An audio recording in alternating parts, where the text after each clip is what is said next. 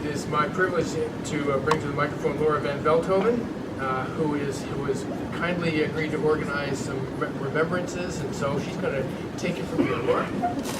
Get ready. You're in big doo-doo now.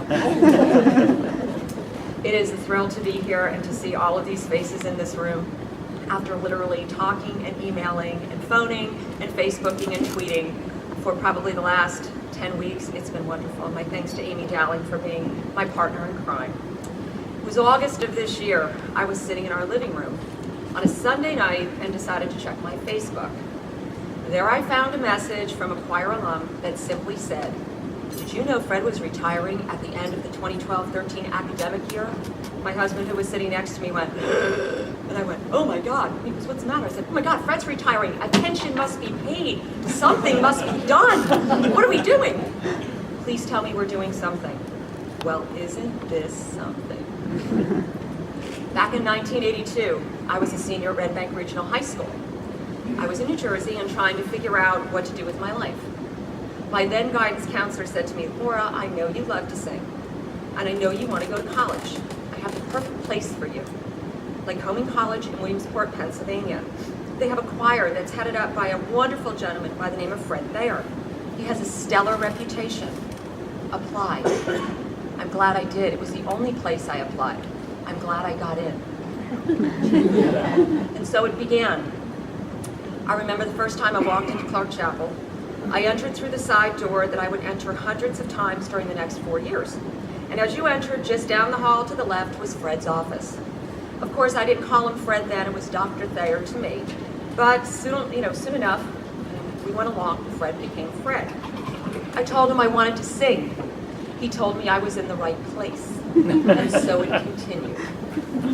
Singing as a soprano one for Fred was a pure honor. The way he inspired us, the music he chose, well, it was what memories are made of. There was one selection in particular, to this day, could make a choir alum quiver like a high school freshman on the bus that first morning.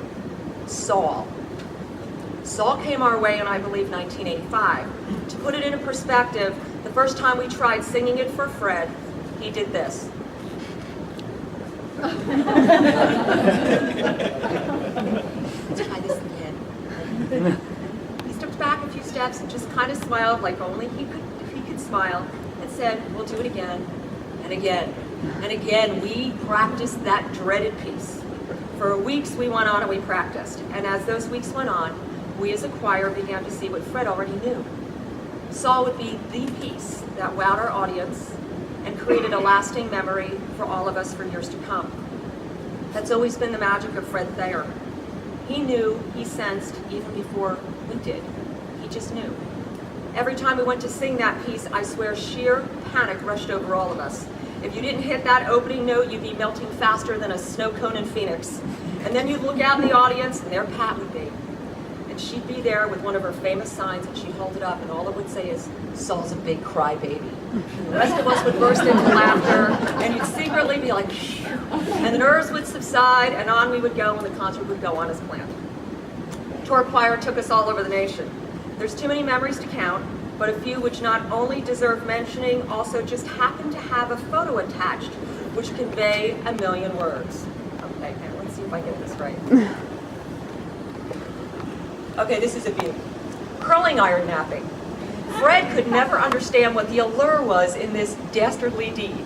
Surely the men didn't need those beauty devices as much as the gals did, but if you can't beat them, join them.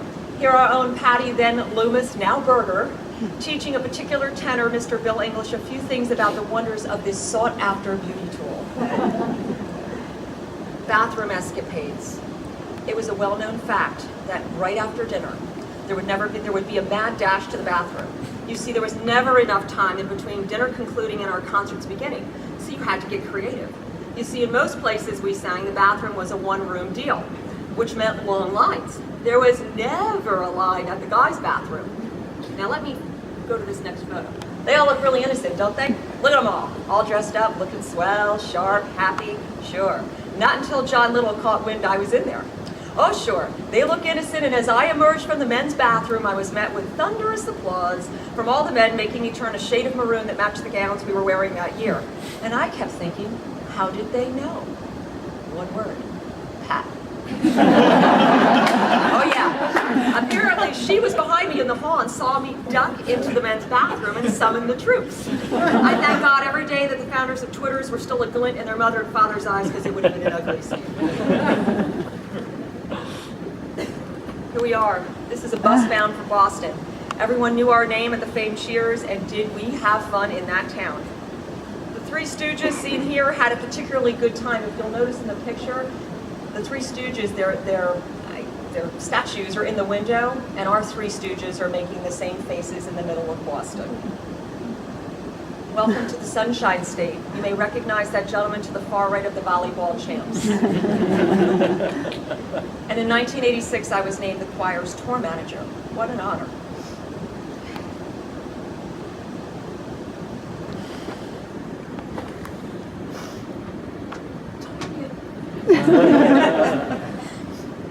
I got to bring the tour choir to my hometown. Red Bank, New Jersey is where my home church is, and what an evening it was. There were 9 girls from the choir staying between my house and our neighbor's house across the street. In those days, no house was wired to handle that much hardware. Blow dryers, curling irons, you name it. We blew every fuse in the house, in the place. My father still tells the story, loves it. And then there were the mornings after on the bus. Apparently there was more need to confiscate and wear ladies' hair accessories, as seen by our friend Larry Estes here in the bus. But never to be outdone by this character, our own Ron Frick. Take note, Fred and Pat are at the far right, totally unfazed. Fred is working away. Pat looks like she's thinking, there goes Frick again, must have stayed in another haunted house by the looks of that outfit. The word tour conjures up so many unique phrases and thoughts. Come on, we've got to pack the risers. Come on, we've got to unpack the risers. Announcing to 40 anxious passengers where the bathrooms were on arrival. Game playing, story sharing. Route 15 in the dark when the bus is quiet and only a few miles from campus. Another successful tour behind us. Where are you? Endless smiles, precious tears, apparently. Fred and Pat have given them all to us. They've supplied us with lifelong memories that to this day get repeated to our family, to our friends, and to our own children who have gone or are college bound. A few years ago, I went to a church in North Jersey to see the choir on tour. They were amazing as usual, and Fred, dressed in his black long-tail tux, looked like he did in 1986. I've always said he and Pat took the Dick Clark hormone. They've never aged. And at the end of the concert, which is customary, the alums are always invited to sing the Lycoming benediction. And just like it always was and always will be, the feeling that you get when you join hands with current choir members, it feels like a homecoming. Because there is a bond we all share that will never be broken, even when our hands fall away. We've all had the honor of singing for you and knowing these 2 extraordinary individuals who sit at the table before you. Look around you, Fred and Pat. There is not one life in this room that both of you have not touched. Fred, it was an honor to sing and be directed by you. And Pat, you are a pure treasure. May the Lord bless and keep you both.